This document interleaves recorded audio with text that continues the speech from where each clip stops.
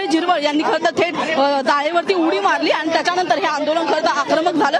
त्यांच्यासोबतच राजेश पाटील असतील, खासदार हेमंत तावरा असतील यांनी सुद्धा खरं तर थेट आपल्या मंत्रालयाच्या जाळेवरती उडी मारली आणि त्याच्यामुळे आता हा विषय जो आहे तो पेटल्याचं पाहायला मिळत आहे। पोलिसांचा एक मोठा घेराव सुद्धा आपल्याला या ठिकाणी पाहायला मिळत आहे। मात्र पेसा अंतर्गत लवकरात लवकर भरती व्हावी हा एक प्रामुख्याचा जो विषय होता तो या सगळ्या आदिवासींचा होता आणि त्याच्यामुळे सर्व पक्षीय जे आमदार आहेत ते या ठिकाणी आलेले होते आणि त्यांनी सातत्याने त्यांची खरं तर मागणी होती। आपण पाहिलं तर आता या ठिकाणी आपण पाहत आहोत की स्वतः नरहरी झिरवळ या ठिकाणी बसलेले आहेत। त्याच्यानंतर आपण पाहिलं तर किरण लहामटे असतील, खासदार सावरा असतील हे सुद्धा या ठिकाणी बसलेले आहेत आणि त्यामुळे हा सगळा प्रयत्न जो आहे ते मुख्यमंत्र्यांनी आमचं ऐकून घ्यावं यासाठी आहे। मात्र मुख्यमंत्र्यांनी वेळ दिली नाही। नरहरी झिरवळ जे आहेत ते उपाध्यक्ष आहेत असं असताना मुख्यमंत्र्यांनी प्रोटोकॉल खरं तर पाळणं गरजेचं होतं। मात्र मुख्यमंत्र्यांकडून प्रोटोकॉल पाळला गेला नाही। यासाठी यामुळे सुद्धा खरं तर अनेक जे सगळे आदिवासी आमदार आहेत त्यांच्यामधली नाराजी आपण सातत्याने पाहिलेली आहे। त्यांनी ती नाराजी बोलून दाखवलेली पाहायला मिळत आहे। मात्र तरी सुद्धा मुख्यमंत्र्यांनी लक्ष न दिल्यामुळे अखेर शेवटी आक्रमक होत संतापून ह्या सगळ्या आमदारांनी जे आपल्याला आपण बघतो की या ठिकाणी थेट आता मंत्रालयाच्या जाळीवरती उडी मारण्याचा जो एक टोकाचा निर्णय तो या ठिकाणी घेतल्याचं पाहायला मिळत होतं। सुद्धा या आमदारांना समजवण्याचा प्रयत्न केला जातोय। सध्याची त्यांची नेमकी भूमिका काय आहे, सध्याचं त्यांचं नेमकं म्हणणं काय, पुढे कशी असणार आहे ही भूमिका? आपण जर पाहिलं तर काही दिवसापूर्वी सगळे जे आमदार आहेत त्यांनी महात्मा गांधी पुतळ्याजवळ त्यांनी धरणे आंदोलन सुरू केलं होतं। भर उन्हामध्ये सगळे आमदार जे ते या ठिकाणी बसलेले होते आणि तेव्हा देखील कॅबिनेटवरती मुख्यमंत्र्यांकडून एक शिष्टमंडळ खरं तर त्यांना पाठवण्यात आलं होतं। त्याच्यानंतर बैठक सुद्धा झाली होती। मुख्यमंत्र्यांचं म्हणणं सुद्धा होतं की सर्वोच्च न्यायालयामध्ये या संदर्भातलं प्रकरण आहे, ते प्रकरण झाल्यानंतर आपण याच्यावरती सविस्तर चर्चा करू। मात्र मुख्यमंत्र्यांनी वेळ देऊन सुद्धा मुख्यमंत्र्यांनी तो शब्द पाळला नाही आणि हाच राग खरं तर सगळ्याच आमदारांच्या डोक्यामध्ये होता, मनामध्ये होता। मुख्यमंत्री शब्द देत आहेत परंतु ती पाळत नाही याच्याबद्दलचा एक संताप होता आणि आज सुद्धा तेच एक प्रकरण घडलं। आज सुद्धा मुख्यमंत्र्यांना भेटण्यासाठी आलेल्या ह्या सगळ्या आमदारांना अनेक तास ताटकळत थांबावं लागलं। आपल्या समाजाचा प्रश्न घेऊन हे सगळे जे आमदार आहेत ते खरं या ठिकाणी येत असतात।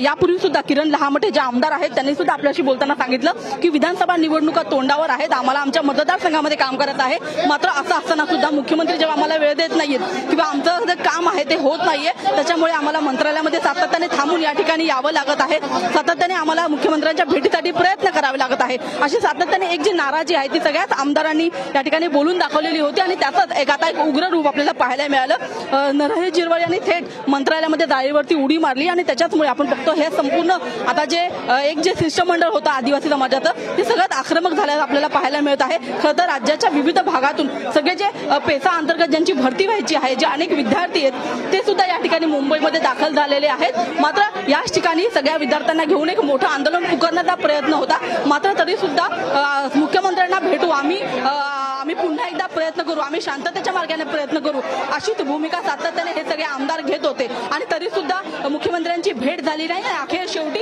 या सगळ्या आमदारांनी थेट जे आहे ते मंत्रालयाच्या जाळीवरती या सगळ्या घटनेच्या संदर्भातले आणखी एक मोठी अपडेट आपल्या हाती येते, ती घेऊन मी पुन्हा तुमच्याकडे येते। तर आरक्षणाच्या मुद्द्यावरून आपण पाहतोय सर्व आदिवासी आमदार आक्रमक झाले। शिंदे सोबतची चर्चा निष्फळ ठरल्यामुळे हे आंदोलन छेडण्यात आलं आणि एक मोठी बातमी, झिरवळ यांचा बीपी वाढलेला आहे। डॉक्टरांची टीम त्या आता ठिकाणी दाखल झालेली आहे। तर या संपूर्ण घटनेनंतर आपण पाहतोय आता नरहरी झिरवळ यांचा बीपी वाढलेला आहे आणि एक डॉक्टरांची टीम सुद्धा ही मंत्रालयामध्ये पोहोचली आहे, टीम दाखल झालेली आहे।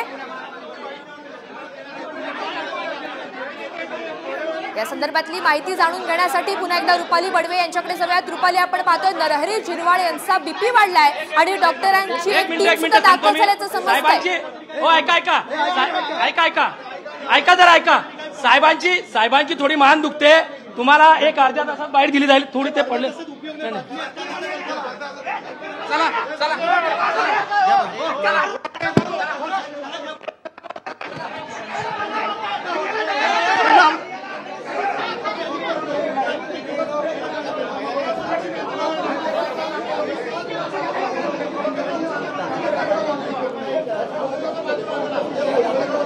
रुपाली, माझा आवाज आपल्यापर्यंत पोहोचतोय?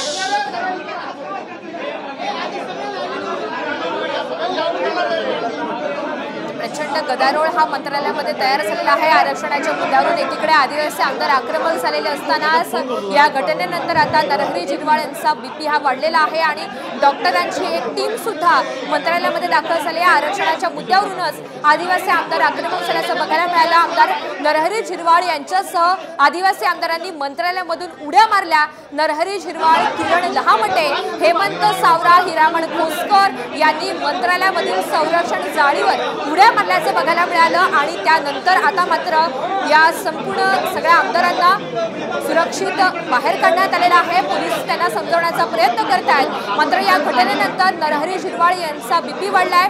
या संदर्भात डॉक्टरांची एक टीम सुद्धा दाखल झाली आहे। मुख्यमंत्री एकनाथ शिंदे यांच्यासोबतची चर्चा निष्फळ ठरल्यामुळे आदिवासी आमदारांनी हे टोकाचं पाऊल उचललं। वारंवार इशारा सुद्धा देण्यात आलेला होता, आम्हाला पुरेसा वेळ हा चर्चेसाठी देण्यात येत नाही अशी तक्रार करण्यात आलेली होती आणि त्यानंतरच आपण पाहतोय या आमदारांनी हे टोकाचं पाऊल उचललंय। तर बाहेर काढल्यावर आता मंत्रालय परिसरामध्ये ठिय्या आंदोलन हे आमदार देत आहेत। एकीकडे